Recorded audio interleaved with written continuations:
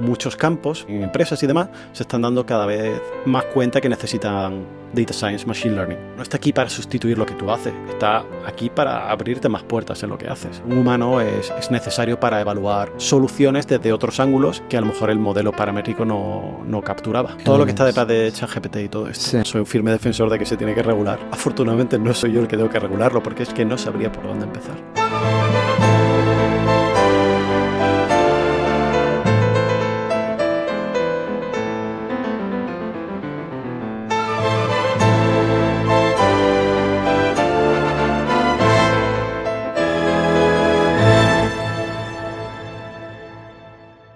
Luis Salamanca, bienvenido a Sangre y Suerte. ¿Cómo estás, mi estimado? Muy bien, muy bien. Y bueno, antes que nada, muchísimas gracias por la invitación a tu podcast. La verdad que vino totalmente imprevisto y bueno, ¿por qué no? Sí, de hecho, Carlos fue el que nos introdujo. Sí, te iba a decir que te lo quería presentar, pero él nos presentó. Claro, cuando has dicho, no, te voy a presentar a un amigo mexicano, no sé qué, Carlos, y yo, pero creo que estamos hablando de la misma persona. Es el mismo Carlos, perdón. De hecho, él ya vino, grabamos aquí. Sí, me comentó. Muy agradable. No, ya veo que trae gente al final, gente de todos los públicos, de todas las ramas, de todos los... Sí. Bueno, que al final es lo bonito, ¿no? Supongo. Exacto. Este podcast que estoy haciendo tiene un aspecto fuerte académico, ¿verdad? Pues estamos en Cambridge a fin de cuentas, pero quiero conocer gente interesante como tú. Me encantó cuando nos tomamos el café, no paramos de hablar, se nos fue el tiempo. ¿Me podrías contar un poquito de, pues, dónde naciste, cómo llegó tu interés a el mundo tecnológico y un poquito más? Digo, yo sé más o menos, pero platícanos un poco con calma, ¿verdad? Bueno, a ver, realmente nací en Cádiz, pero fue pura coincidencia porque me adelanté un mes y mi familia estaba de vacaciones allí.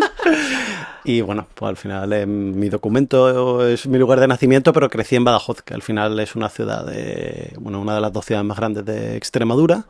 Y entonces realmente yo me considero extremeño y pacense. Y bueno, para estudiar me moví a Sevilla, que en parte porque bueno, la universidad era más grande y mi hermana estaba allí y al final está a 2 horas de Badajoz. Y bueno, estudié ingeniería de telecomunicaciones, que a lo mejor aquí lo suelo llamar más como electrical engineering, no sé si ese... Y el por qué, yo creo que fue un poco una mezcla de pequeño me gustaba mucho jugar con Lego. Entonces yo creo que se me da muy bien el poner piezas, colocar piezas y poner piezas juntas y al final montar algo mayor. Yo creo que la ingeniería en parte es eso. Y bueno, después, no sé, siempre he sido un poco, el término es que no creo que sea peyorativo, un poquito nerd. Ok, sí. Y entonces, pues bueno, la tecnología siempre estaba en casa y era lo que me gustaba y me gustaban los ordenadores y bueno, era un poco como, además también... Lo típico que va un poco por moda, así en su momento, pues la carrera de telecomunicación era también la carrera con más potencial, más salidas, y dije, bueno, pues, ¿por qué no? Fíjate que me pasó algo parecido. A mí también me encantan los Legos, desde muy, muy joven jugaba con muchos Legos, y en mi situación era la ingeniería industrial y de sistemas. Muchos iban a ir, y era lo que... Híjole, aquí está Lara, ya hizo su presencia. Entonces sí, acabé yéndome por ingeniería industrial también. Pero fíjate que... llegó un punto de mi vida que me di cuenta que, no sé cómo fue para ti, ahorita platícame un poco, pero en el proceso de estudiar ingeniería, ya en retrospectiva, recuerdo que pues, no me tocaron muchas materias que me hablaran sobre el impacto de la ingeniería en el mundo, ¿verdad? Realmente yo no tuve ninguna materia así realmente. A ver, es cierto que tanto industriales como telecomunicaciones ya de por sí son ingenierías bastante aplicadas, con lo cual supongo que puedes ver de manera patente el impacto que el trabajo aplicado de tu campo tiene en el mundo. Sí. Pero, no sé, supongo que es algo que cuando ya transicioné un poco durante mi doctorado al aprendizaje máquina, bueno, Machine Learning, que ahora todo el mundo lo llama AI, pero lo llama AI, pero bueno, considero que es un poco un término hypeado. Completamente de acuerdo, sí. Entonces, como que fabricado. Yo aprendí aprendizaje máquina y fue lo que, bueno, realmente un poco algunas técnicas de aprendizaje apliqué durante mi doctorado. Y es cierto que a lo mejor el impacto en el mundo del machine learning es más abstracto realmente. A lo mejor eso es algo que sí requiere un proceso de sentarse a razonar y a pensar estas técnicas y el potencial de muchas de estas técnicas, bueno, cómo se puede utilizar y a dónde puede llegar, etcétera. Y además creo que ese discurso es, bueno, cada vez más importante, sobre todo con la velocidad a la que está progresando y realmente el potencial que supongo que hace 5 años no se creía imaginable. Y de pronto, bueno, pues... Sí. Cuántas cosas se han, como previsiones, se han superado y rebasado y tenemos que cambiar las definiciones. Y, quiero platicar también sobre eso un poco más adelante, pero antes, entonces estudiaste undergrad, tu carrera fue en ingeniería de telecomunicaciones, después hiciste una maestría o te brincaste al doctorado, ¿cómo funcionó eso? Bueno, era un poco raro porque en España yo todavía estudié el undergrad, eran 5 años. Entonces, al final, la maestría que tuve que hacer, generalmente ahora son 2 o 1,5. Pero bueno, la que yo tuve que hacer era un poco una maestría puente que creo que ni siquiera hubiese tenido que hacerla y fue un solo año. Y fue, en cualquier caso, en procesado de señal y comunicaciones, que era un poco la continuación de porque en el undergrad me especialicé en procesado de señal y comunicaciones y bueno, como que el siguiente paso lógico era hacer la maestría en lo mismo. Y porque ya realmente tenía totalmente encauzado y enfocado con quién iba a hacer el doctorado. Y entonces... Ya tenías la pregunta, porque escoger la pregunta... Realmente no. A ver, claro, ahora cuando realmente pienso y sobre todo cuando ahora tengo alumnos, por ejemplo, de máster y demás, o alumnos de undergrad, y veo no sé, lo claras que tienen las ideas, digo, es impresionante. Es impresionante decir que, esto es lo que me gusta, yo ahora estoy aquí, pero quiero llegar allí. Si te digo la verdad, yo no lo tenía nada claro. Yo fui un poco, siempre he tenido un poco este gut feeling y se me fueron viniendo cosas y bueno, y me convencían con gente que me apasionaba, con la que me apasionaba trabajar. Y entonces pues me decía a mí mismo, vale, ¿por qué no? Y fuiste siguiendo tu intuición. Fui siguiendo mi intuición y bueno, es decir, supongo que si hoy estoy aquí es porque, bueno, al final no estuvo tan mal. Por veces he pensado, ¿cómo hubiese sido irse ya a una maestría a algún sitio en el extranjero? ¿Dónde hubiese acabado? O una empresa. Bueno, realmente el hecho de la empresa tuve una pequeña experiencia y no fue muy positiva. ¿De veras? Cuéntanos. No sé, creo que era investigación en empresa, pero creo que o al menos en su momento no se había terminado de implementar bien en España. Y no sé, me di cuenta que ese no era el tipo de investigación que me gustaba y que realmente el mundo académico era lo que más me apasionaba y el tipo de investigación que se podía hacer ahí. Y después, adicionalmente, porque realmente me gusta la enseñanza. Ahora no doy muchas clases, pero es algo que me gusta. Y entonces pues realmente me volví a dar cuenta que es el mundo académico el que engloba todo lo que realmente me interesa. Incluso después desde el punto de vista de... No sé, no soy una persona jerárquica. Entonces pues desde el punto de vista de... Vale, mi jefe es mi jefe, pero también, digamos, es mi compañero colega. En este proceso de investigación. Es decir, estamos un poco enfrentándonos juntos a esto. Y lo veo más bonito que... Y se colabora. Sí, realmente se colabora. Y evidentemente quien fue mi director de doctorado, pues cuando me tenía que apretar las tuercas lo hacía y se lo agradezco. Pero no solo pensaba por esa investigación, que bueno, le iba a repercutir a lo mejor a él desde el punto de vista de paper, sino sobre todo pensaba en mí y pensaba en mi futuro académico, en mi carrera investigadora. Y de hecho tuve de hecho 2 directores de tesis y fueron los primeros que siempre dijeron, mira, vete de estancia, vete de internship aquí y allá, que una cosa importante es conocer a gente, conocer otros ambientes. Y supongo que el estar desde tan pronto en mi doctorado, bueno, pues eso, visitando y conociendo a tanta gente y maneras de pensar, ambientes diferentes, problemas diferentes, no sé, creo que es algo tan enriquecedor que Es agradezco increíble, mucho. es Sí, sí. increíble. Y el doctorado fue, digo, yo todavía no he hecho mi doctorado, algún día lo haré. Me encantaría que fuera en Saint John's, por ejemplo, ¿verdad? Esto lo platicaremos después. Pero a fin de cuentas, el ambiente doctoral es muy diferente a llevar una maestría o una carrera, ¿verdad? Porque Mm. estás tú investigando, en pocas Ujú. palabras. ¿Dijiste que tuviste dos supervisores? Sí, pero bueno, uno estaba sencillamente era profesor en Madrid y el otro es profesor en Sevilla. Mm, Y bueno, más o menos un poco eran los que definían juntos los problemas y qué bien. con los que hablaba. Y la experiencia de un doctorado, sí, no se lo suelo definir como una montaña rusa. Ok. Porque tienes momentos, yo recuerdo momentos de decir, ¿qué estoy haciendo con mi vida? Esto no tiene nada sentido. Y debería de parar y reconocer que no valgo para esto. Y otros momentos de eureka total. Ok. Decir, vamos, vamos, lo he logrado, lo he conseguido, puedo llegar. Hay una frase de Heráclito, el filósofo presocrático, que es digo, son aforismos, ¿verdad? Y metáforas, pero dice, aquel que busca oro encuentra mucha piedra y poco oro, ¿verdad? Entonces estamos escarbando, escarbando, y así siento que es mucho el mundo académico. Estamos en la oscuridad, escarbando y buscando, y de repente tienes que ser muy persistente, ¿verdad? ¿Qué valores dirías o recomendarías? Porque muchas personas que ven este podcast son personas interesadas en el mundo académico.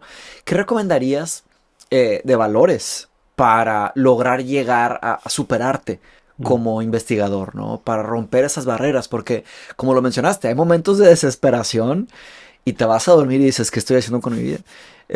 ¿Y cómo superar dichas cosas? Eh, no sé, yo creo que uno de los valores que, a ver, no quiero, suena como un poco rimbombante, pero, No, para nada. pero, no sé, a mí siempre me ha funcionado muy bien la humildad. Es decir, Mm, cuando uno logra un objetivo, es decir, "Ah, lo he conseguido, soy un máquina, quiero que todo el mundo lo sepa, ¿no? Decir, bien, he llegado aquí, pero ¿cuál es el siguiente objetivo? Y realmente ya plantearte un siguiente paso, quedar y solo centrarte en él. No sé, creo que siempre me ha funcionado porque realmente siempre he estado en movimiento. A lo mejor en exceso es un poco, no es tan beneficioso porque creo que también uno tiene que poder reconocer sus propias victorias y mm. darse cuenta de, oye, lo he logrado, si lo he logrado ahora o si lo logré hace 6 meses con este otro problema y ahora estoy desesperado que solo veo el fondo del pozo, si lo logré antes lo puedo lograr ahora. Y entonces creo que es un poco un equilibrio entre tener la suficiente humildad para siempre mirar adelante y no pararte a regocijarte en cada éxito que tienes Mm. y el saber valorarse. Darse valor a sí Y mismo. después supongo lo que comentas, realmente la persistencia. Y después hay una cosa que a mí seguramente sea de las cosas que más me gusta de la academia, que cuando estás con un problema interesante, yo me encontraba muchas veces pues andando por la calle y dándole vueltas, dándole vueltas, dándole vueltas al problema. Y no sé, me parece muy bonito, porque al final, si eso sucede, es porque yo creo que realmente estás interesado y realmente estás apasionado por lo que estás haciendo. Mm. Y además, es maravilloso cuando de pronto eso, o medio de la calle o cuando estás a lo mejor en una reunión con amigos que de pronto te has evadido un poco y te has vuelto a Mm. te has puesto a darle vueltas de nuevo a un problema y llegas a esa solución o a lo que podría ser una aproximación a la solución, no sé, al final es como comenté antes, bastante bonito. ¿Recuerdas algún momento en tu vida cuando fue claro que esa era tu pasión? Porque me hablaste de la pasión por educación. ¿O fue un tema gradual que de repente veías pistas Mm. y volteando hacia atrás ya te queda claro el camino? ¿Cómo fue para ti? A ver, yo creo que realmente, creo que gran parte de toda esta experiencia también como al final un doctorado es casi un uno a uno, Mm, creo que gran parte del éxito de la experiencia es el tener la suerte de encontrar a buena gente. Y tuve mucha suerte en ese sentido. Realmente yo mm, creo que fue el gran parte de... Es decir, gran parte del éxito de toda esta misión que ha sido mi carrera ha sido haber encontrado muy buena gente. Porque puede ser la diferencia entre que al final te hundas de verdad porque no tengas a un apoyo a tu lado mm. o tengas ese apoyo cuando lo necesitas y al final siempre consigas levantarte y seguir corriendo. Desde el punto de vista del... que estaba intentando de pronto recapitular con la pregunta, pero se me había olvidado y digo, no, Sí. pero desde el punto de vista de cuando me convencí que Sí. al final la investigación era lo que sí me gustaba, no dudo que en cualquier otro ambiente puedes estar rodeado de gente maravillosa, pero en el ambiente académico al final está tan conducido en muchos casos por problemas que realmente solo te interesan a ti y a tu director de tesis o a tu pequeño equipo, que bueno, es un acicate, un incentivo tan grande y a lo mejor no hay, y realmente puede que no haya en la mayoría de los casos ni un interés económico detrás, ni unos KPIs más allá que esa voluntad tuya y esa voluntad de tu equipo de seguir remando juntos. O inversionistas que están empujando. Claro, pero o sea, eso en el mundo académico no... Claro. Exacto. En el mundo corporativo sería eso, ¿verdad? De otro lado, eso son la búsqueda de la verdad, del conocimiento. Pero, por ejemplo, tengo amigos en empresa y demás y muchas veces me han preguntado, bueno, y sobre todo el tema del machine learning y todo esto que en empresa está súper buscado. ¿Por qué nunca te ha interesado? ¿Por qué no te lo planteas?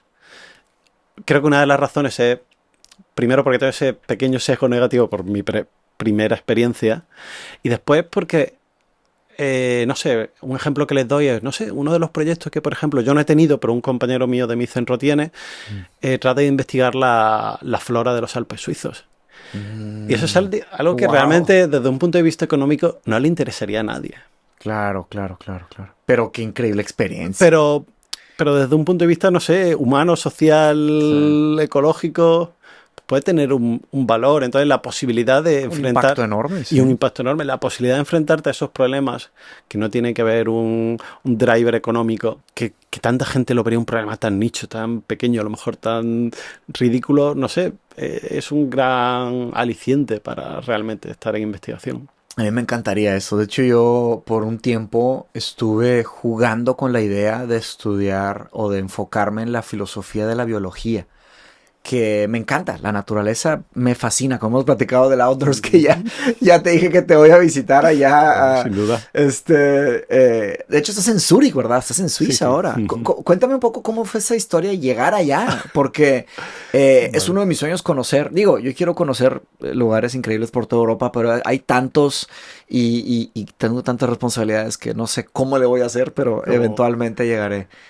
Pues eso durante mi doctorado, bueno, tuve la suerte que también muy motivado por mis directores, hice varias estancias, bueno, una fue en Madrid, un tiempo allí, y luego una fue en la EPFL, que es la Escuela Politécnica Federal de Lausana, que está en Lausana, en Suiza, y después la otra fue en Bell Labs, en New Jersey, en Nueva York, bueno, muy cerca de, al final, de hecho, casi todos los fines de semana los pasaba en Nueva York. Fueron dos experiencias maravillosas. Conocí a gente excepcional en ambos casos, pero por ejemplo ahí me di cuenta que lo que es el tema este de, a ver, es seguramente una simplificación, pero el tema de Estados Unidos de depender del coche es algo que realmente no va conmigo, no era algo que me gustaría realmente vivir como mi día a día. Y por ejemplo allí que estábamos en Nueva Jersey era así. Yo para ir al supermercado eran 10 minutos en coche, para ir al centro eran 15 minutos en coche. Estacionar, llegar, parar, bajar. Y en cambio la experiencia en Lausana pues fue una ciudad maravillosa a mis pies. Lausana se llama. Sí. Okay. Que está a la orilla del lago Le Mans, que es un lago espectacular. Espectacular. De hecho, cuando me dieron un dorm de la universidad y recuerdo que llegué a abrir las ventanas y veía el lago y las montañas al fondo. No. Y entonces me dije, aquí es donde quiero estar. No, qué increíble momento. Y entonces ahí fue realmente cuando me di cuenta, primero, que lo que es el estilo de vida europeo me gusta más y al final vivir en una ciudad. Y no me gustan las ciudades grandes. Oye, también tiene su lado pesado, te comento como latinoamericano, que aquí es, bueno, también estamos lejos de nuestras familias, de nuestros amigos y todo, pero es hacer todo, 100% de todo desde que te levantas, o sea, estamos, claro, es la experiencia del inmigrante en Europa, pero que supongo que inmigrantes en cualquier lado del mundo se sienten más solos porque pienso que, no sé cómo fue para ti, pero ya que te saliste de cerca de tus padres, o de tu familia, tus amigos, que ese círculo de apoyo como que lo infravaloramos, ¿no? Y después toca ser ya, digo, y madurar, ¿verdad? Y crecer. Sí, no, y realmente, y eso seguramente sea una de las partes más negativas de la academia, que vas conociendo en cada episodio de tu carrera académica, vas conociendo a gente excepcional. Y, no sé, por ejemplo, recuerdo que cuando entré en el departamento en Sevilla, donde hice la tesis, éramos un grupo increíble de todos de la misma edad, todos empezamos más o menos el doctorado, a lo mejor 1 o 2 años en el doctorado, y teníamos estos sueños tan simples de decir, oh, cuando acabemos el doctorado seguro que todos nos quedamos aquí como profesores y vamos a ser la siguiente generación y felices para siempre.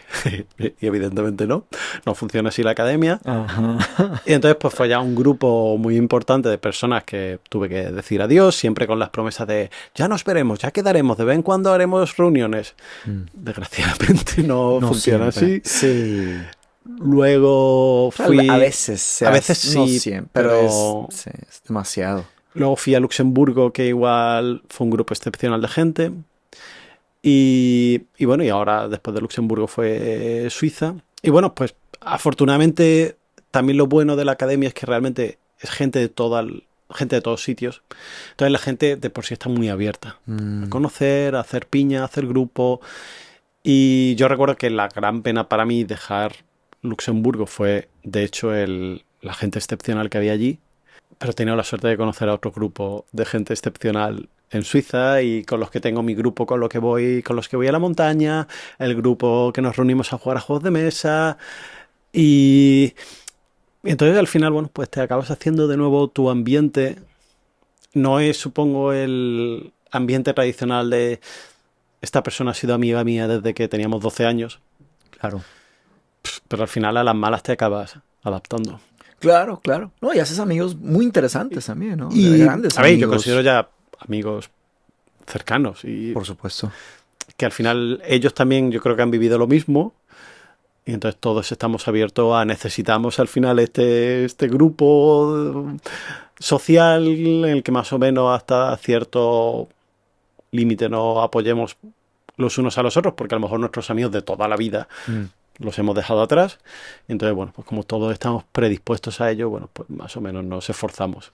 Sí, en donde yo crecí, en Monterrey, es muy tradicional de tener tu grupo de amigos y tenerlos para toda la vida. Y ahí están y siempre, ¿verdad?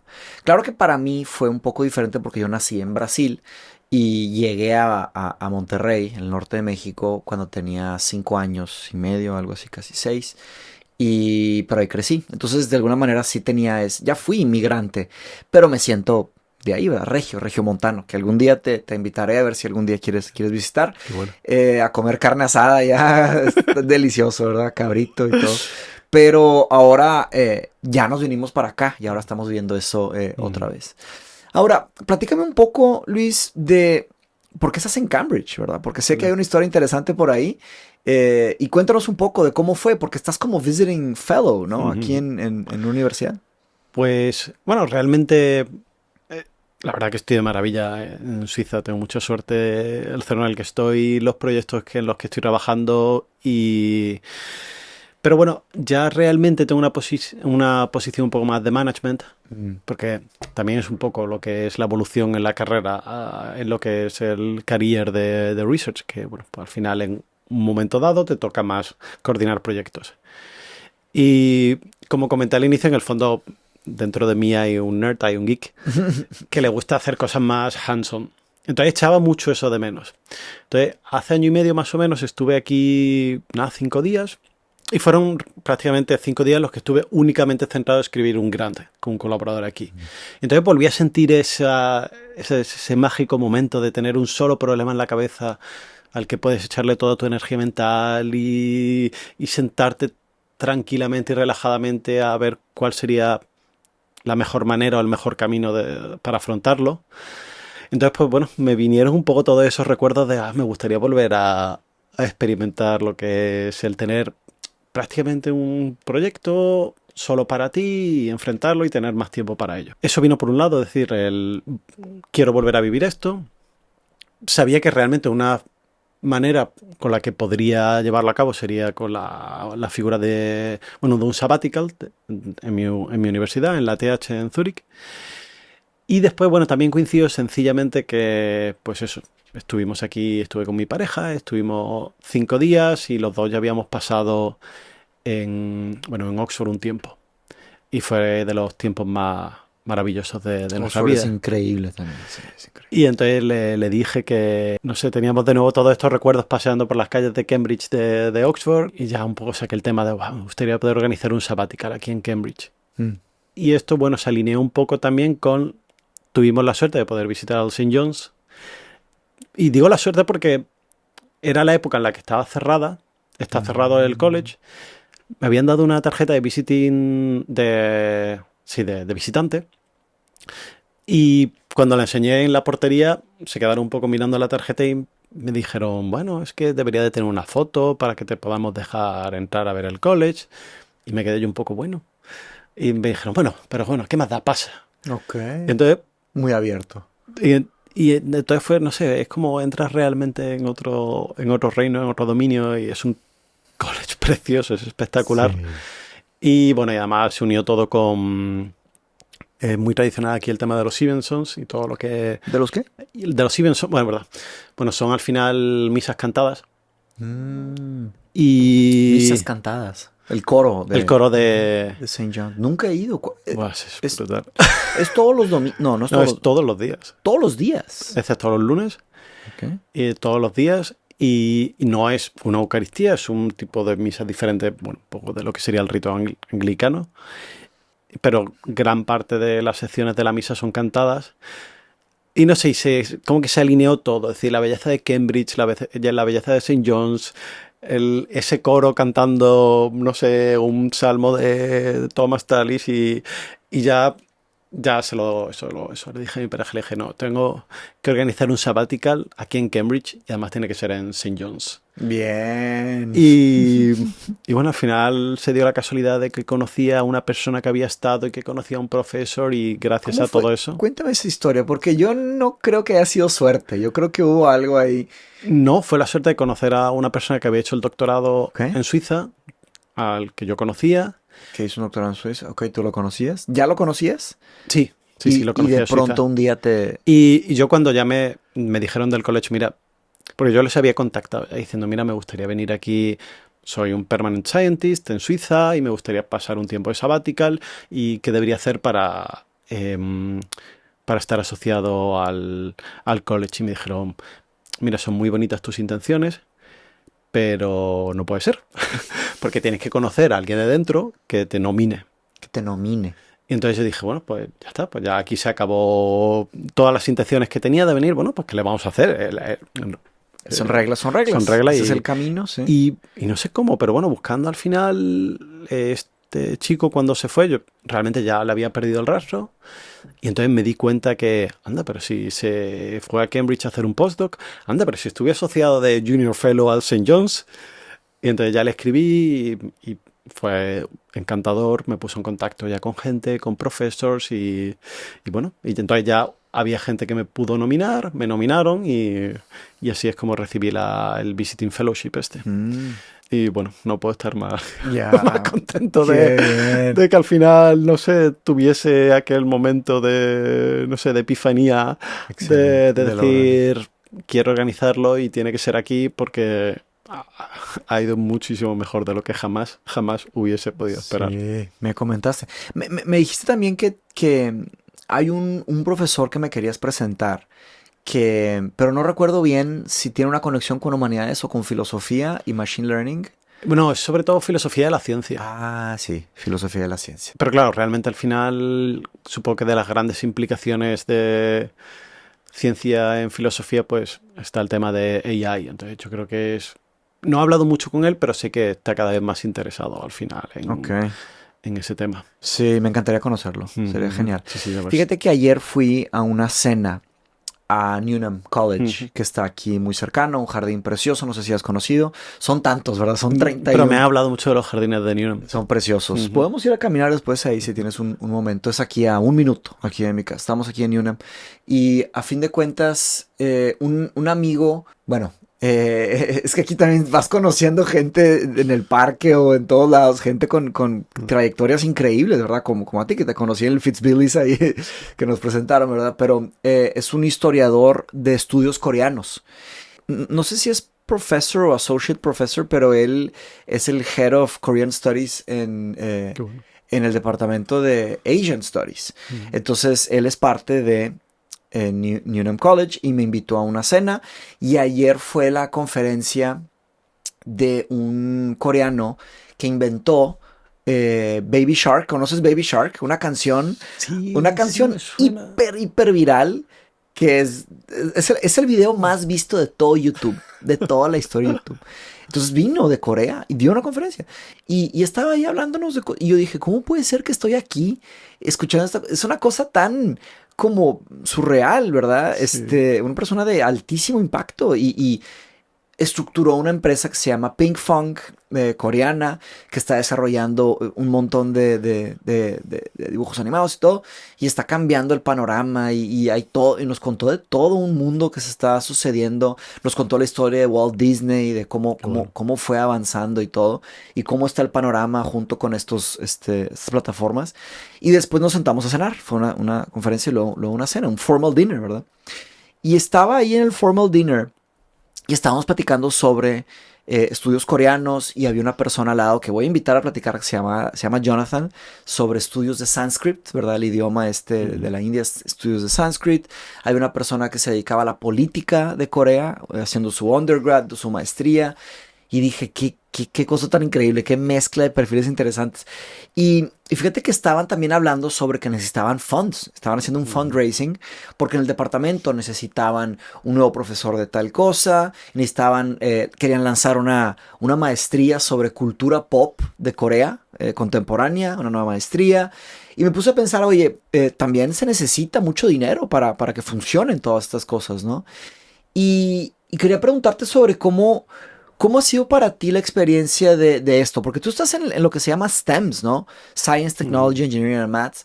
Pero siempre está el tema de los grants, el funding, porque ¿quién está pagando toda esta investigación, no? Me hablaste del ejemplo de alguien que quisiera investigar la fauna en Suiza, ¿verdad?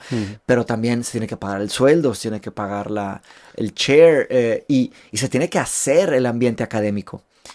¿Cómo funciona todo eso en el mundo A ver, académico? bueno, realmente lo lógico, bueno, lo normal es que uno aplica a sus grants, con los que, bueno, ¿Qué sería podrá... un grant? ¿Cómo definirías Bueno, grant? al final un grant sería un proyecto, tú defines un proyecto con una serie de objetivos, una serie de metodologías que tú querrías aplicar para resolver un cierto problema o una serie de problemas. Y bueno, y también, bueno, pues propones lo que sería la necesidad de un cierto personal para poder, y después también recursos, infraestructuras y demás, para poder resolver ese problema. Y hay agencias de financiación que, bueno, pues revisan los proyectos y te lo conceden o no. Y realmente esa es la manera con la que prácticamente el 99% de los casos, profesores en el mundo académico pueden, un profesor al final que ya tiene una plaza, o al menos durante una serie de años, o una plaza ya en propiedad, pueden financiar tener a estudiantes de doctorado, a tener a postdoctorados que trabajen en esos proyectos. Yo es cierto que, bueno, sobre todo en Suiza he tenido mucho la suerte que por construcción nuestro centro es algo diferente. La verdad es, yo cuando me lo comentaron y me lo propusieron, el tema de que había positions abiertas y me hablaron de cómo le era, bueno, la idea que había detrás de la construcción del centro. Me pareció una gran idea porque lo que querían establecer era un centro de data science y lo que comentaban era, bueno, todo el mundo, o bueno, muchos campos en investigación, incluso también en empresas y demás, se están dando cada vez más cuenta que necesitan data science, machine learning en lo que hacen. Sí, Pero hay que hoy está en todos lados. ya ¿no? está en todos lados. Pero hay muchos de estos, o bien empresas o departamentos, que aunque sepan que lo necesitan, si por ejemplo intentan traer a alguien con el expertise, a lo mejor esa persona que viene de computer science va a estar rodeado de gente de molecular biology y va a decir, ¿yo qué hago aquí? Yo no pertenezco a este mundo. Y entonces va a ser difícil realmente retener a este expertise. Y entonces lo que crearon fue un centro en donde solo hubiese gente especializada en Machine Learning y colaborábamos con departamentos en Domain Sciences, desde ciencias medioambientales, a biología, a ciencias políticas, a historia, a arquitectura y demás. Y además yo creo que especialmente funciona bien en Suiza porque tiene una mentalidad muy interdisciplinaria. Es decir, mis colaboradores, por ejemplo, en ciencias políticas, son las personas más abiertas a aprender todo lo que yo hago. Que no es que digan, no, tú haz lo tuyo y nosotros hacemos lo nuestro. No, ellas son las primeras que quieren aprender, que se interesan, que contribuyen activamente. Y después también viceversa. Yo creo que para hacer este tipo de data science, para mí la diferencia un poco entre data science y machine learning es en data science, bueno, al final, además de la parte a lo mejor de data crunching y todo esto, yo creo que tienes que tener este interés genuino por problemas de otros campos. Y esa curiosidad y para también aplicarlo, ¿verdad? Y además la curiosidad de aprenderlo también. Y entonces, por esa razón, como se construyó nuestro centro en torno a esa idea, recibimos mucho dinero y nosotros ese dinero, digamos que lo distribuíamos a los departamentos con los que colaborábamos. Y por eso realmente durante muchos años no tuvimos que pedir funding. Y ahora es cierto que sí, ya estamos, como ya tenemos muchos contactos, muchas colaboraciones por toda Suiza, ya tenemos una posición más sólida para pedir funding y bueno, yo suelo pedir al final cada año un par de proyectos. Y ahora mismo, por ejemplo, bueno, pues el año pasado sí conseguí un par y uno pequeñito y bueno, al final sencillamente es dinero que yo he traído a mi centro, con el que en un caso, bueno, he financiado a 2 postdoctorados y a otra persona que trabajará un poco más junior. Y así es como más normalmente funciona, de hecho, la academia. Qué increíble. Y lo que estaba pensando ayer también, porque la persona que estaba al lado de mí, que se dedica a los estudios del Sanskrit, Jonathan, me contó que Cambridge tiene de las colecciones más grandes del mundo de textos en sánscrito, se dice, ¿no? Sí, sánscrito creo. Sánscrito. En fin, un idioma, ¿verdad? Que tiene 3000 años de la India. Me estaba platicando, yo no sabía nada de esto y seguro me estoy equivocando en muchas cosas, pero a fin de cuentas me dijo que quedan 2 académicos. Sí. Queda él y queda su jefe, que ya está a punto de retirarse en unos cuantos meses. Y me dijo, Mateus, tenemos grants para hasta el próximo año. Y ya se va a retirar mi jefe y nada más me quedo yo. Quedo yo solo. Un campo extinto. Ajá, exacto. Eso me puso a pensar. ¿Qué pasa con los campos extintos o en peligro de extinción? Porque y luego se hizo una conversación alrededor de la mesa y otras personas hablaron de que no, pues hay tal universidad que todavía lo hace, tal universidad, pero cada vez son menos. Y me pregunto, ¿cuáles son los temas que hemos dejado de estudiar y cuáles son los temas que estamos estudiando, pero los cuales deberíamos tal vez de retomar, revivir? A ver, yo considero que no deberíamos dejar, no puedo decir qué temas hemos dejado de estudiar, yo considero que no deberíamos de dejar de estudiar ningún tema.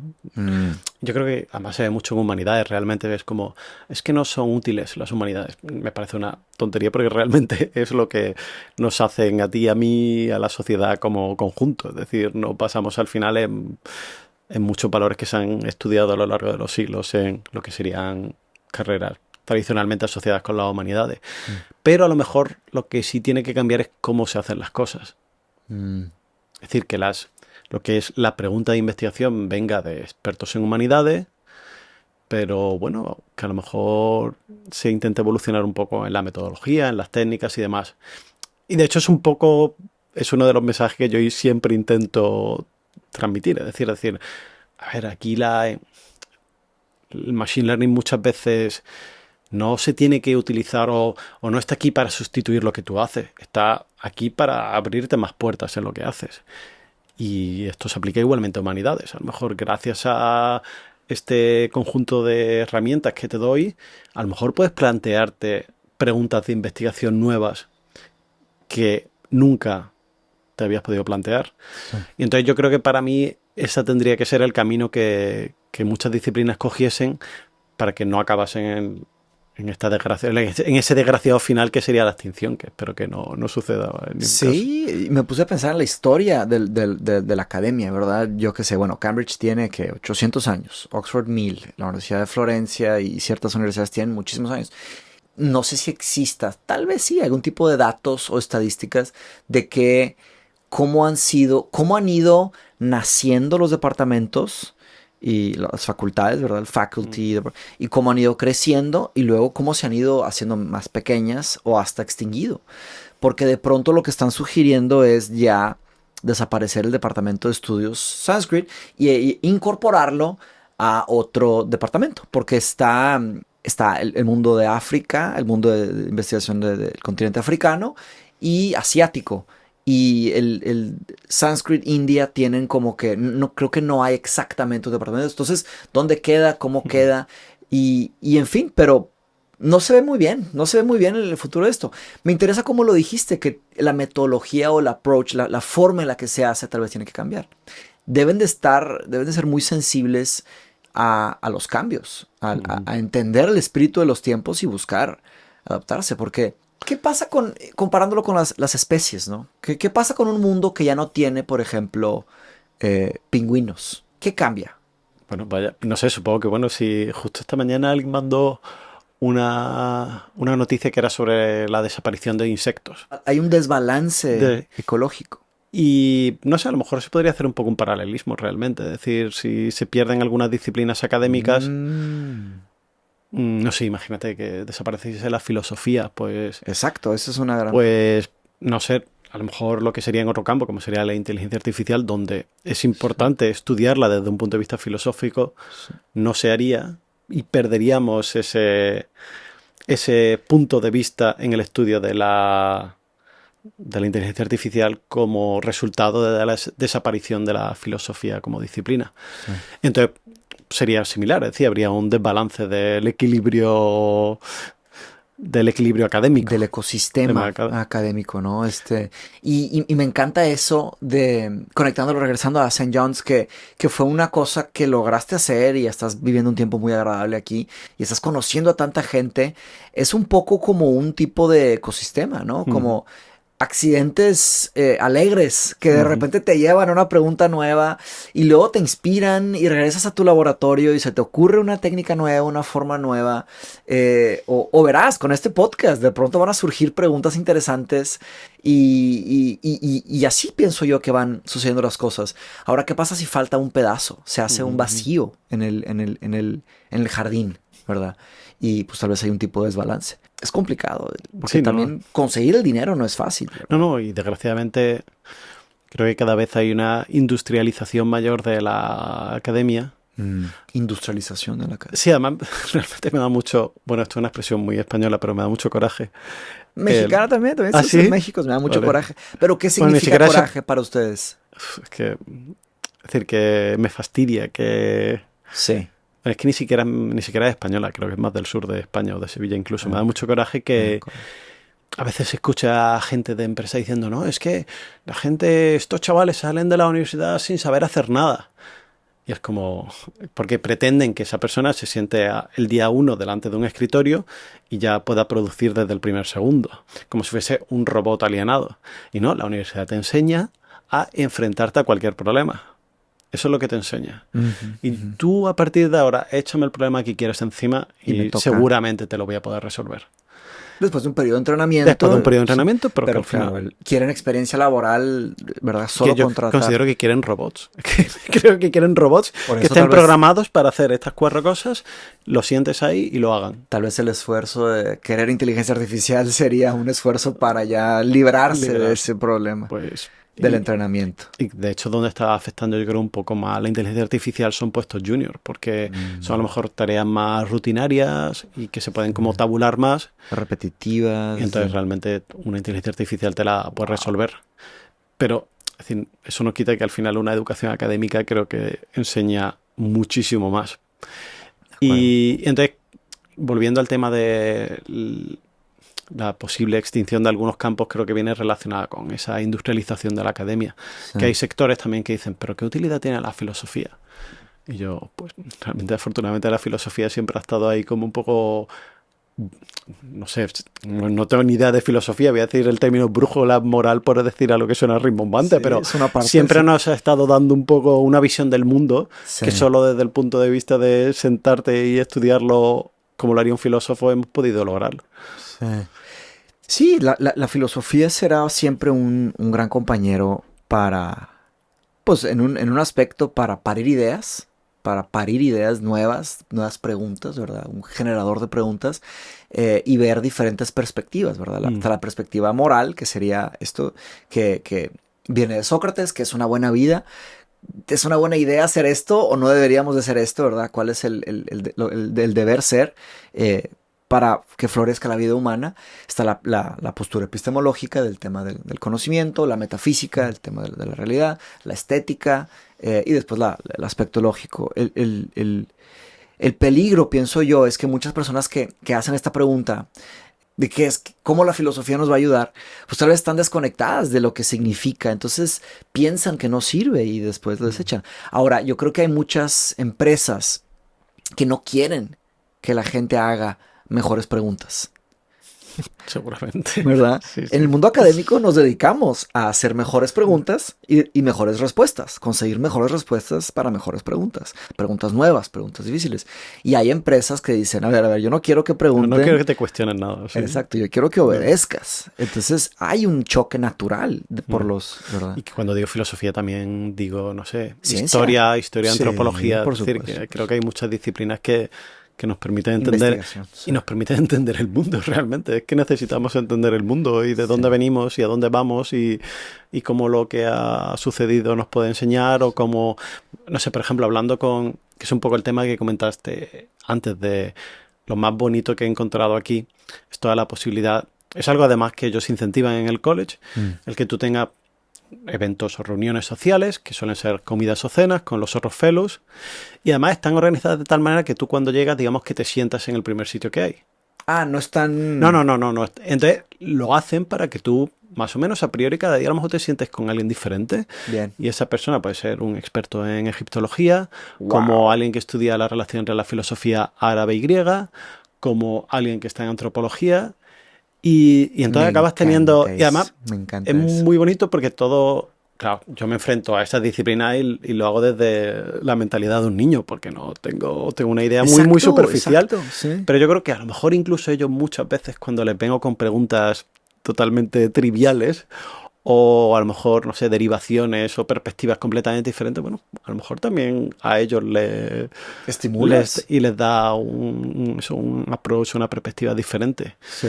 Y también yo evidentemente aprendo mucho más de lo que realmente, de los problemas reales que tratan su disciplina. Por ejemplo, un caso muy tonto, es decir, una fellow que es antropóloga, no sé por qué yo pensé que la antropología era el estudio de, bueno, lo que era, no sé, las tribus prehistóricas. Y dice, no, la antropología puede ser estudiar a gente que vive en slums, no sé, en barrios marginales de Brasil, por ejemplo. Sí, Brasil. Favelas. Eso es antropología. Y bueno, pues realmente poco a poco le permite a uno quitarse la venda y darse cuenta del valor real de todas y cada una de De estas nuevo la disciplinas. humildad, que lo hace como un... Sí, que y me remonta a los griegos también, ¿verdad?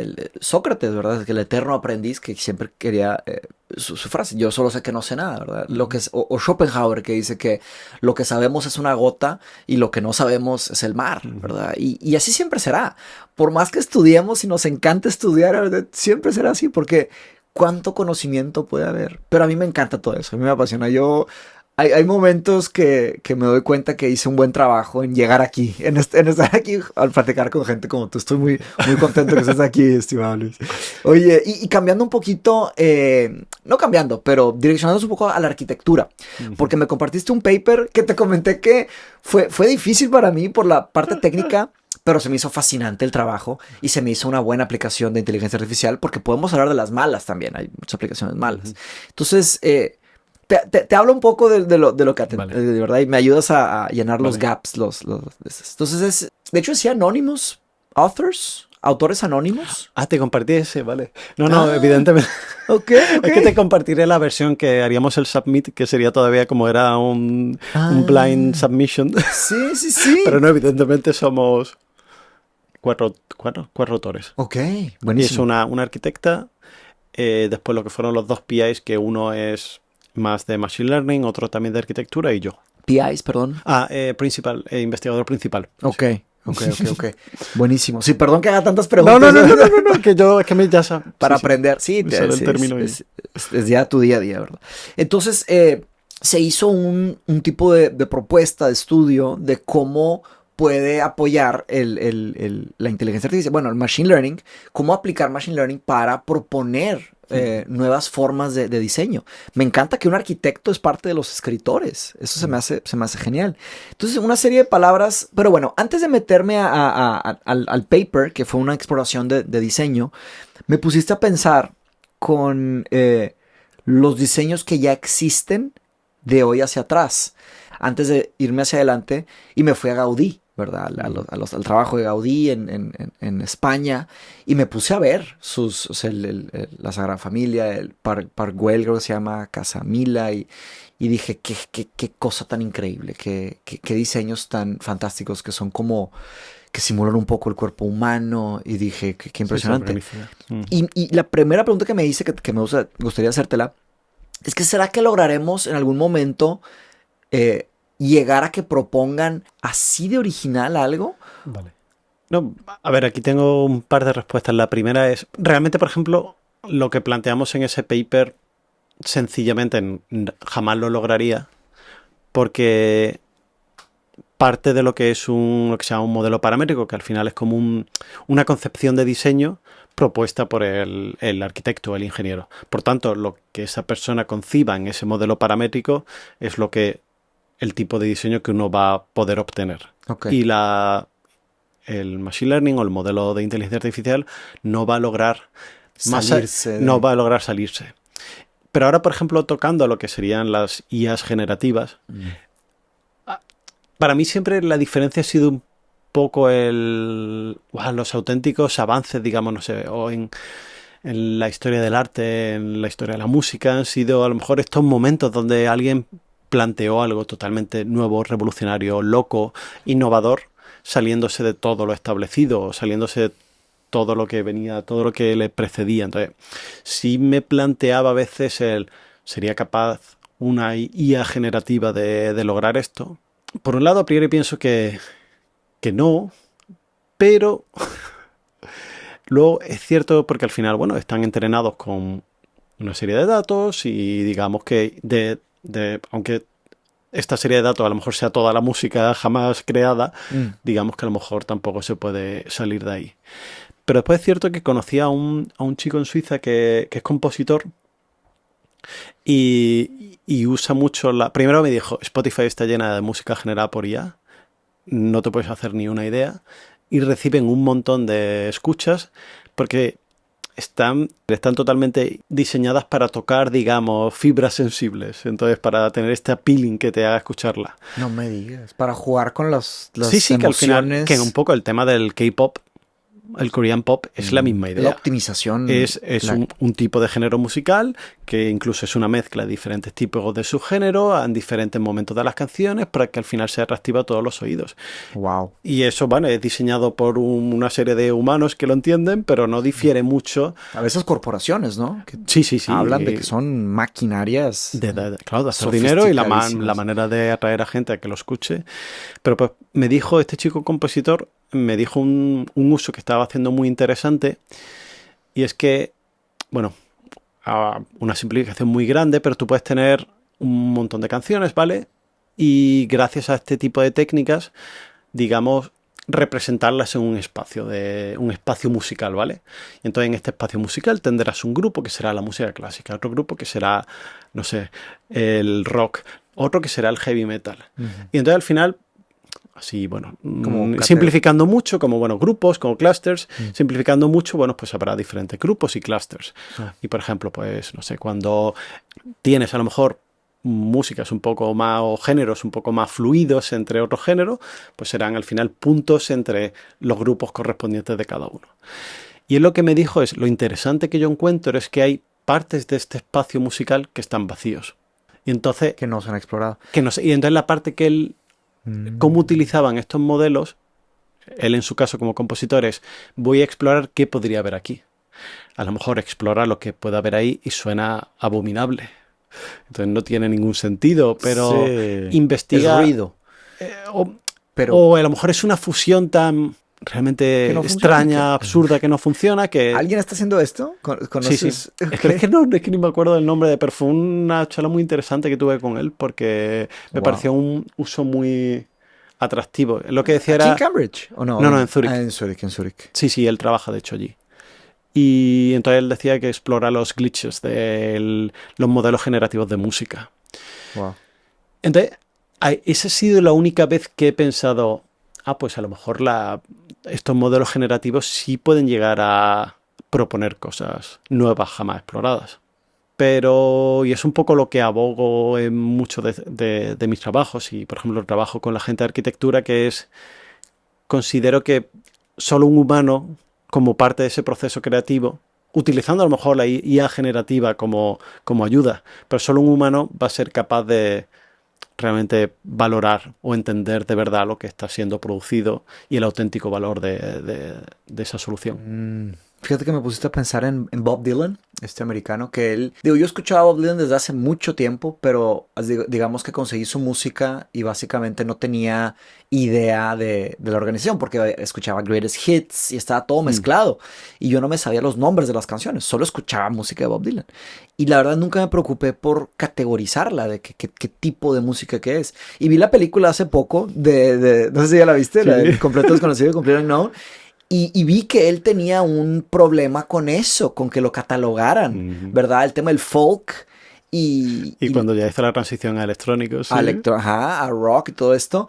Y él dijo, no me importa, ¿por qué van a estar queriendo categorizar lo que hago? Yo soy un creador y hay algo ahí de la condición humana, de lo que los griegos llamaban el poiesis, que sería la creación. Poiesis en griego antiguo sería traer hacia afuera, bring forth. Y eso es una cosa algo oscura o misteriosa, o algo, no misteriosa en un sentido teológico, sino que hay algo que escapa a la reducción a unos y ceros, ¿verdad? ¿Qué hace a que una persona la lleve a crear un estilo musical, ¿verdad? O trascender en la historia de la música? Tal vez está el tema emocional también. Hay una conexión muy fuerte con la parte emocional. Luego el tema de la práctica, la palabra talento, la intuición, la vida y cómo codificamos algo así para producir. Se me hace una cosa muy interesante. No sé, realmente él no llegó a ser una persona tan creativa como para entender el auténtico proceso creativo y de descubrimiento de... A ver, siempre habrá alguna influencia previa, supongo, pero será, no ser, coger esos factores sueltos de todas esas influencias previas y combinarlo de una manera que tú solo entiendes que funcionan bien. Supongo, pero sería una manera... Seguro que he reducido mucho la complejidad del problema. Sí, no sé. No sé. Tendríamos que platicar con personas que están en eso. Pero en fin, regresando al diseño paramétrico, ¿no? Parametric design. Varios términos los subrayé que me quedé de tarea para investigar. Pero hablaste que, no sé si, me imagino que ya algunos ingenieros y arquitectos están usando el diseño paramétrico. De hecho, en el paper se menciona el 2022, que fue fue hace unos cuantos años que se hizo esto. Me imagino que ha progresado el campo.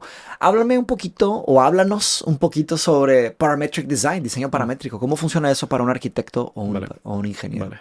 Es decir, aquí, bueno, puede que digas, considerando que no soy arquitecto, voy a hacer lo que pueda.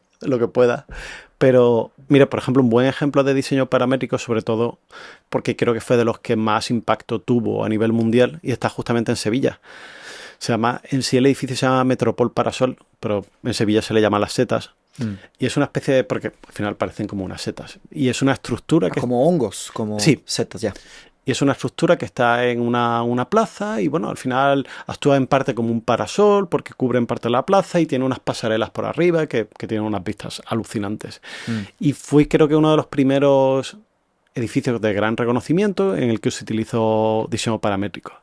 Y al final la gracia del diseño paramétrico es que tú eres capaz, digamos, de reducir la complejidad de una geometría a una serie de parámetros. Y no sé, por ejemplo, hay una simplificación muy grande sería, si tú quieres dibujar una curva, puedes tener la curva tal cual o puedes tener varios puntos de control, no sé, 4 puntos de control, que según donde estén situados esos puntos de control te definen una curva u otra, o incluso a lo mejor habrá una posición de esos puntos de control que lo que te definen sea una recta. Entonces tú has reducido la complejidad de tu geometría desde una curva y todos los puntos de esa curva a 4 puntos de control y una serie de operaciones sobre esos puntos de control. Entonces eso es lo que permite el diseño paramétrico, el reducir un diseño a una serie de parámetros. Y una vez tienes un diseño o una geometría definido como una serie de parámetros, tienes software como CAD Software, Computer Aided Design, que harán una serie de transformaciones sobre esos parámetros y te sacarán la geometría de vuelta. Todas esas transformaciones evidentemente han estado definidas por un diseñador. Y por ejemplo en el tema este en lo que es la estructura que se presenta en el artículo, hay una serie como de niveles y cada uno de esos niveles realmente tiene como una serie se apoya sobre una serie de pilares. Pues uno de los parámetros, por ejemplo, es decir, está soportado sobre este pilar y sobre ese pilar. ¿Cómo se llamaba el garden, no? Un jardín urbano.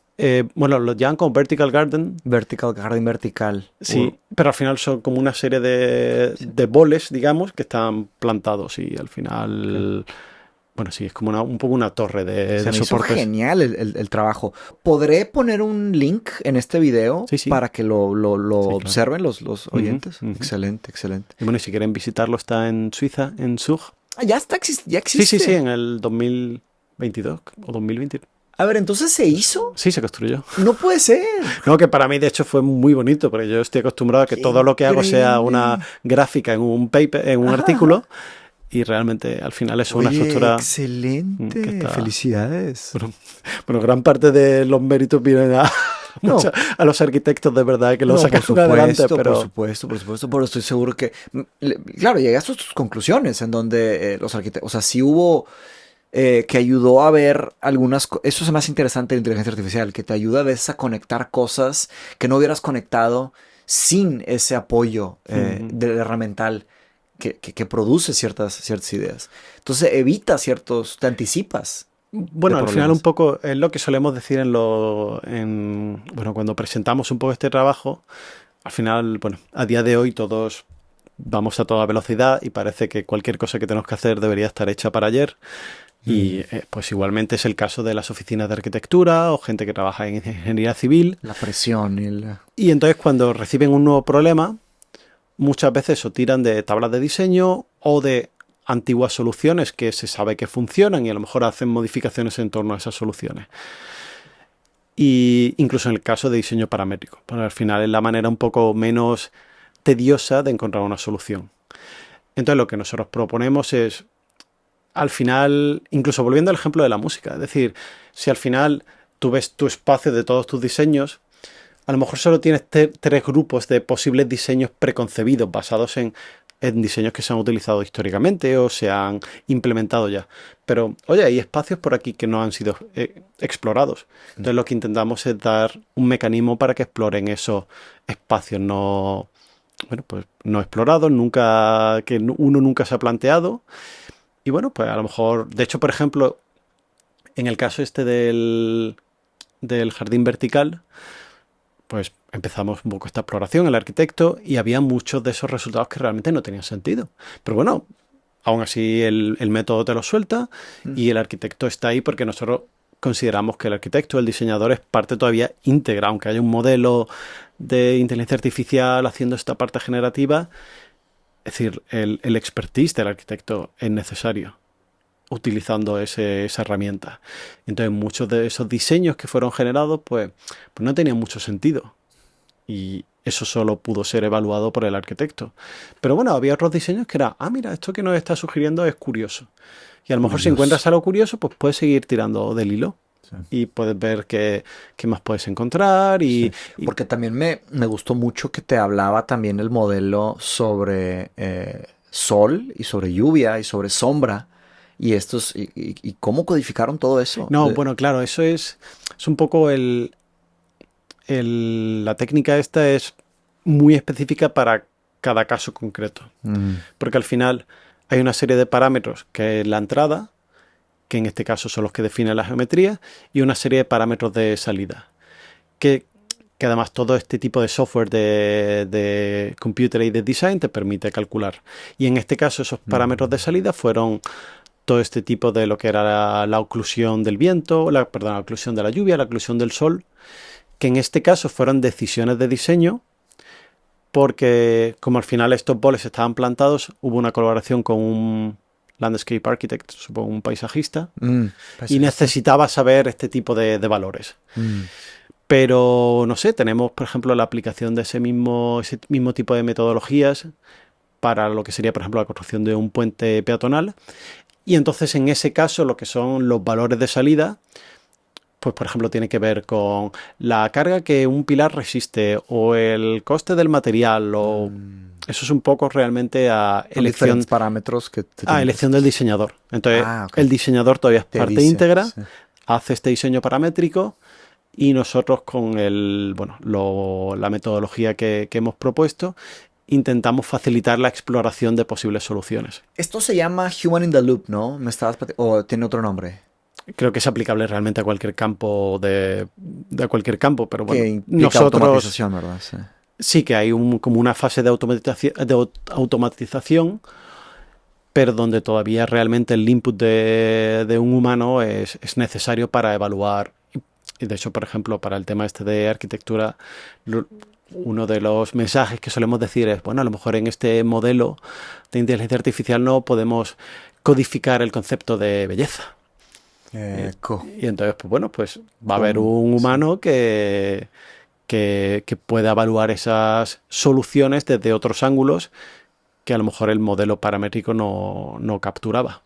Sí, y me regreso a Gaudí porque algo que noté que se me hizo muy raro es que hace unos años se consideraron, creo que 7 de sus obras como patrimonios de la UNESCO, de la humanidad, ¿verdad? Entonces fue Wikipedia, una de mis páginas favoritas, y abrí las 7 páginas de Wikipedia de estos 7 monumentos y abrí las fotos.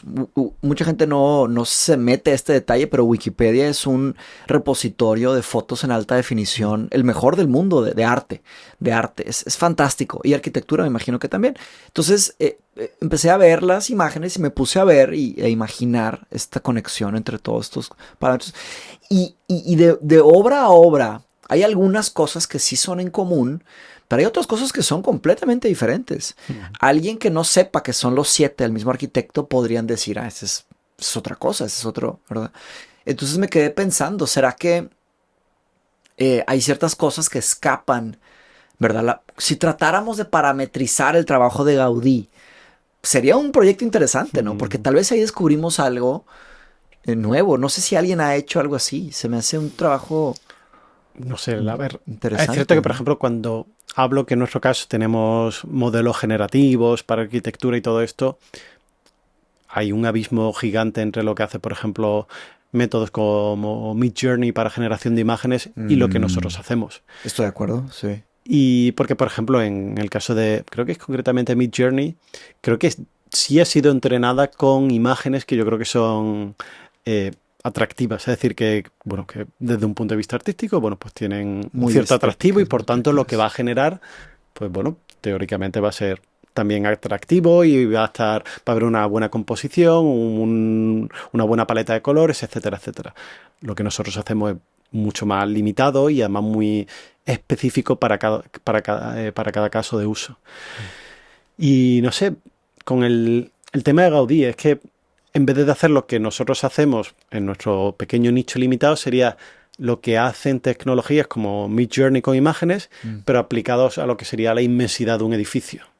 Entonces, ahí está el problema mucho de la representación, cómo representas ese edificio y toda su complejidad para que un modelo pueda aprender de esos datos. También lo otro es alimentar video y no solo foto. Porque está la experiencia del ser humano caminando por el espacio, ¿no? Hay mucha profundidad filosófica en la arquitectura, que sería la creación de espacios bellos y funcionales. No sé cómo definir arquitectura, pero también está, me acuerdo, yo fui una vez a la Sagrada Familia, el impacto que es estar ahí adentro. Yo me sentía como adentro del cuerpo de un gigante, como huesos, ¿verdad? Y eso, ¿cómo traducirlo? Sería una complejidad mayor. Yo pienso que por eso también te pregunté que si eventualmente tal vez este tipo de trabajo que haces tú podrá, o sea, hacerse más complejo en otras dimensiones.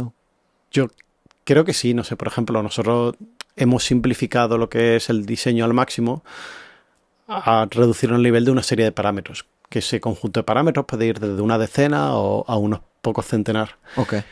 Pero, por ejemplo, ya conozco a gente que, si por ejemplo, imagínate que tiene, no sé, una pala de un motor o de una turbina, lo representan como una malla. Entonces ya eso es una representación más compleja de lo que sería ese componente. O sea, ya no es ya no son conjuntos de puntos, no son conjuntos de puntos que definen la pala. ¿Son campos o sí, mallas? Sí, es una malla tal cual. Y es una representación más compleja. ¿Ecuaciones? No, pero al final una malla es un conjunto de puntos en el espacio. Ok. Y bueno, al final son una serie de vértices y digamos que si seguimos dando pasos incrementables en la complejidad de la representación, a lo mejor algún día lleguemos a poder representar un edificio de Gaudí con todos sus filigranas y complejidades. Todavía lo veo, sinceramente, lo ves muy lejano. Pero bueno, tal vez. Sí. No digo. Y bueno, después también es cierto que bueno, siempre puedes, y se ha visto, por ejemplo, hace poco con el tema de la controversia, que la entiendo totalmente, con el tema del estudio Ghibli. Sí, claro. Porque bueno, al final realmente ahí tenemos una representación 2D de un estilo, y si tú alimentas una de estas modelos generativos con ese tipo de estilo, pues va a aprenderlo. Sí. Va a aprenderlo. Y si a lo mejor le das solo fotos de fachadas de Gaudí, pues también te va a aprender a generar cosas que Gaudí-like. Sí. Gaudí-like, sí. Hay un pintor que se llama William Bouguereau, del siglo XIX. Yo tampoco ni lo conozco muy bien. Mi esposa, como es artista, ella me enseñó y una vez fuimos a visitar su obra. Se me hizo fantástico su trabajo. Y a veces cuando pido fotos generativas, pido en el estilo de William Bouguereau, porque ya no puedes pedir de cosas, por ejemplo, El Señor de los Anillos o Harry Potter, esas cosas ya no se pueden pedir porque ya empezó el tema de la demanda fuerte. Me imagino que, bueno, creo que Estudio Ghibli demandó también y se hizo todo un tema, Miyazaki sacó. Ahora, sí, Miyazaki. ¿Te gusta el anime, el manga? Sí. A mí también me encanta. ¿Ya viste Berserk? ¿Conoces Berserk? Sí, claro. Uf, qué obra, ¿no? Sí. Increíble. Bueno, en otro episodio platicaremos de eso. Pero sí, hay un tema ahí muy horrible de plagio, ¿no? Entonces, una amiga ella está en el mundo corporativo de la inteligencia artificial, esta Joana, me habló de que estas grandes demandas en Estados Unidos siguen paradas, están paradas en la Suprema Corte, algo así. Entonces hay un impasse, porque está todo el dinero del capital que para defenderse y está la justicia del otro lado. Es la vieja tensión platónica del poder y el conocimiento, el poder y la justicia. Entonces, sí me preocupa. Hasta estas empresas, Midjourney también, estoy seguro que hay muchos modelos, tanto cerrados como abiertos, que están abusando de humanos, ¿no? Que han depositado su trabajo ahí, ¿no? Sí, no. Se me hace mucho más, nada más quiero comentar que se me hace mucho más mucho más ético lo que tú haces, comparado con todo esto, ¿verdad? Es lo que yo quiero pensar. no, es decir, y no sé, es que es una línea tan delgada y además es que está avanzando tan rápido que es decir, yo soy un firme defensor de que se tiene que regular, es decir, indudablemente, sí. Pero afortunadamente no soy yo el que tengo que regularlo porque es que no sabría por dónde empezar. Es que no lo entendería porque a mucha gente nos parece maravilloso ChatGPT y lo que permite ayudarte en muchísimas tareas rutinarias. Y yo, por ejemplo, lo uso mucho ahora para programar y ya lo reconozco. Y bueno, y es cierto que el cómo se ha entrenado, pues sí, ciertamente hay mucha controversia. Y en la parte de creación, pues no sé, de hecho tengo un buen ejemplo de un amigo que es creador, es decir, fotógrafo, es editor, y él se da cuenta de, bueno, realmente yo el siguiente paso que tengo que dar es incorporar todas estas metodologías en mi pipeline normal. No es de decir, oh, eso me va a quitar el trabajo, sino cómo puedo incorporarlo y cómo puedo expandir mis posibilidades con esto. Aún así sigue siendo difícil porque, no sé, porque a lo mejor no todo el mundo tiene o la capacidad o la habilidad para incorporarlo. Y entonces planteamos escenarios injustos en los que hay gente que está en cierta desventaja frente a otra. Sí. Yo lo apoyo muchísimo porque considero que es un poco el cómo uno tiene que afrontar una situación así. Yo creo que nosotros también estamos en eso, ¿verdad? Tú y yo como académicos, bueno, yo no soy académico, ¿verdad? Disculpen, en esta categoría. Yo llegaré, tal vez me encantaría poder llegar a ser un académico, pero en la investigación y la escritura académica, llamémosle así. Hay herramientas que ya ayudan a investigar, a conseguir papers, a pulir textos, En el tema del inglés, por ejemplo, mucha gente que no tiene la capacidad para escribir una gramática perfecta le puede ayudar, más que un corrector de texto. Creo que en el pasado no se veía como trampa, ¿verdad? Que existe la palabra trampa en España. Sí. De usar un corrector de texto, de Word, para que te ponga los acentos, por ejemplo. Pero hoy todavía se ve como trampa que te corrija un texto o que te genere un texto. Hay mucha basura también en papers académicos de gente que nada más genera y manda. Hay hasta de hecho tengo que traerlo aquí, él se llama Carles Tamayo. Él es un español que investiga. Saludos al gran Carles Tamayo. Él ya ha hecho un trabajo muy interesante. Él es un tipo de periodista. Hay gente que no le gusta clasificarlo como periodista. A mí se me hace una persona genial que hace un trabajo no solo de periodismo, sino que investigativo, una cosa diferente, pero lo usa con las redes sociales. Entonces tiene un gran impacto. Él hizo un tipo de trabajo sobre los predatory journals. ¿Has oído hablar de estos? Son periódicos académicos que cobran una fortuna para publicar, pero no hay ningún escrutinio, ninguna restricción, el blind peer review, todo esto, ¿verdad? Entonces él escribió un paper con AI, pero brutalmente falso. Y coló. Y coló y pasó. Y él estaba dando una conferencia. Y en la conferencia dijo, miren, aquí está. Y fui a este periódico y lo mostró. Y dentro del paper había información falsa, hasta decía algo así brutal. Nadie lo leyó. Simplemente pagó y se subió. Eso es una cosa brutal también. No, es alucinante. A ver, yo creo que también hay un problema sistemático y es en lo que se llama el publish or perish, que parece que en academia tienes que, si no publicas este número de artículos al año, tu carrera no va a ningún sitio. Y afortunadamente creo que no es así en todas las universidades o en todos los países y en muchos sitios se valora más calidad sobre cantidad y entonces al final es que parece una carrera por la supervivencia. Si uno dice necesito estos papers porque de esto depende de mi carrera y puedo conseguirlos, pues los voy a conseguir. Y desgraciadamente a veces uno puede pensar, a lo mejor no te puedo echar eso en cara. Tú habrás pensado por tú y por tu familia. Y como el sistema parece que lo incentiva, pues has tirado por ahí. Entonces yo creo que realmente por ejemplo, ahora mucho en el campo de Machine Learning, las principales venues o donde los principales, no revistas, pero bueno, al final donde se publica, no son ni siquiera revistas, son sobre todo las 2-3 conferencias más importantes de Machine Learning donde hay un blind review súper estricto y realmente tener papers ahí es lo que cuenta. Ya. Lograr pasar esos filtros. Lograr pasar esos filtros. Y entonces, pues bueno, al final lo tienes un buen trabajo.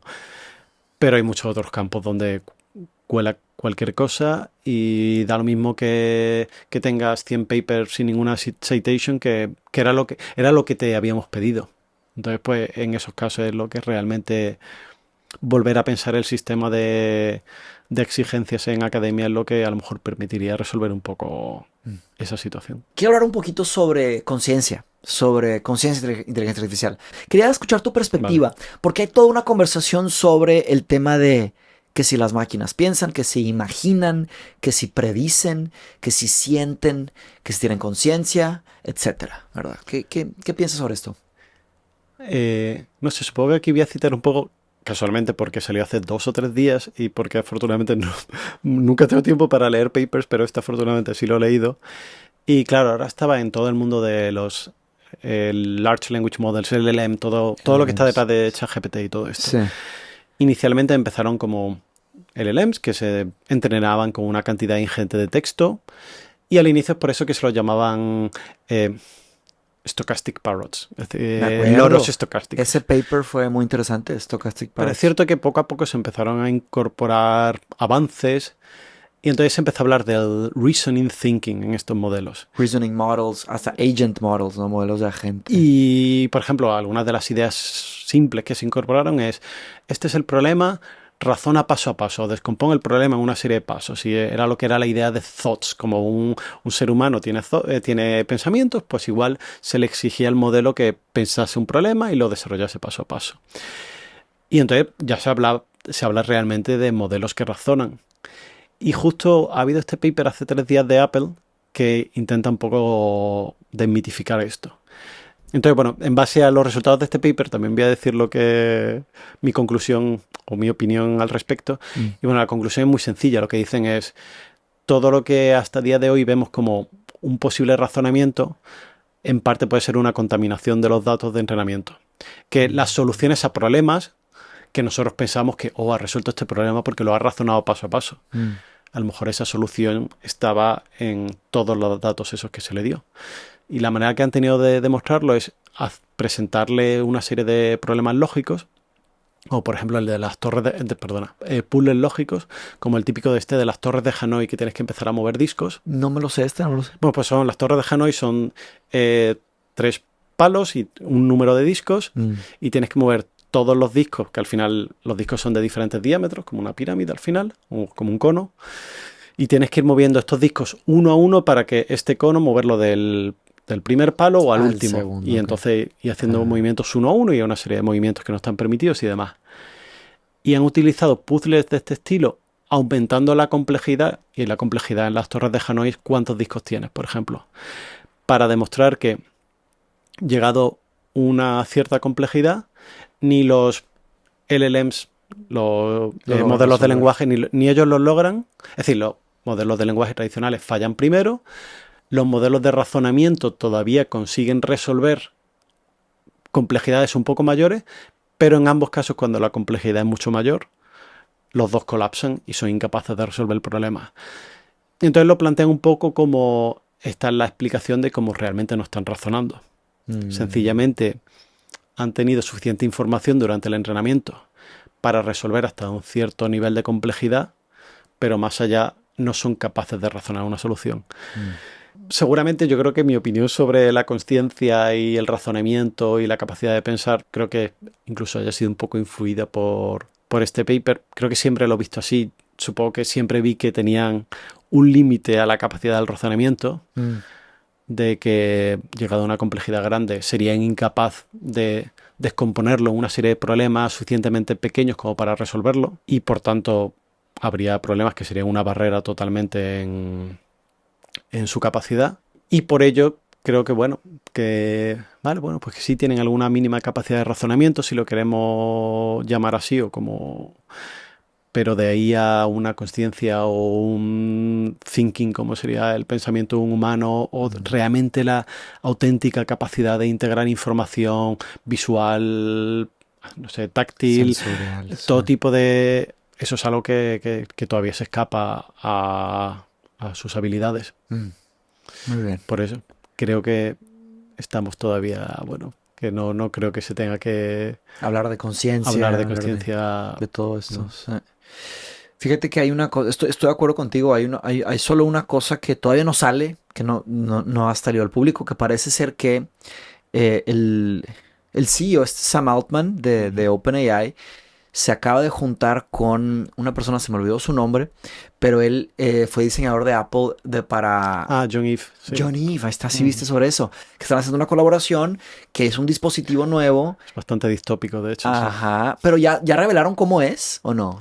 Bueno, yo no sé si es un render o algo, pero parecía como un colgante así con una cámara. Ah, sí. Pero es algo que he visto por ahí, realmente no sé si no sabes si sí o si no. Un concepto o qué, pero me pareció muy distópico porque era una cámara en el pecho o algo así. Observando todo lo que tú hacías y todo lo que tú veías, y en base a eso diciéndote lo que tú querrías escuchar o lo que a lo mejor ellos prefieren que tú escuches. Lo que quieres, que quieren que pienses.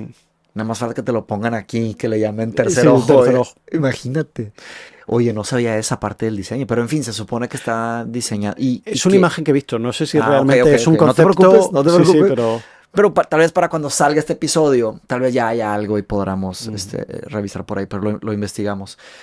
Porque lo otro es, una cosa es información que le alimentamos al modelo y la otra es los sensores que usa para adquirir información del mundo, ¿verdad? Supongo que Sam Altman llegó a la conclusión, o esto tal vez era un plan que tenía desde un inicio, que él quiere poner sensores en el mundo, así como Google, Apple, Amazon, todos ellos tienen sensores en el mundo, bueno, con hardware, ¿verdad? Amazon tiene también tiene su hardware, pero Tesla, por ejemplo, que tienen esos nodos que sienten el mundo y lo transforman en datos, ahora ellos también quieren. Entonces eso... Solo que el nivel de inteligencia todavía de esos sensores es mínimo, es ridículo. Okay. Y la integración de toda esa información, que es todo el rollo en todos estos modelos fundacionales y lo que se llama, bueno, los modelos multimodales, que son capaces de integrar, pues, audio, texto, vídeo, imágenes, etcétera. Y es algo que, por ejemplo, OpenAI con todos los modelos de GPT está cada vez mejorando más.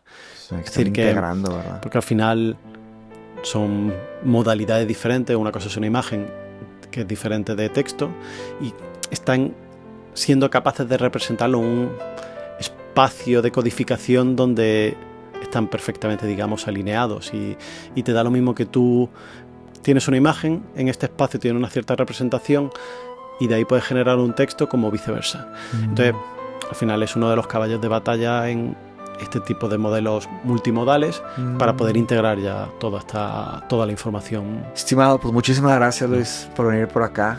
Gracias por la invitación de nuevo. Espero hayas disfrutado. Sí, y estamos en contacto. Estamos en contacto. Ojalá y podamos ir a comer o cenar, hacer seguro algo. Que sí. En fin, gracias por estar por acá. Muchas gracias. Hasta la próxima. Cerramos.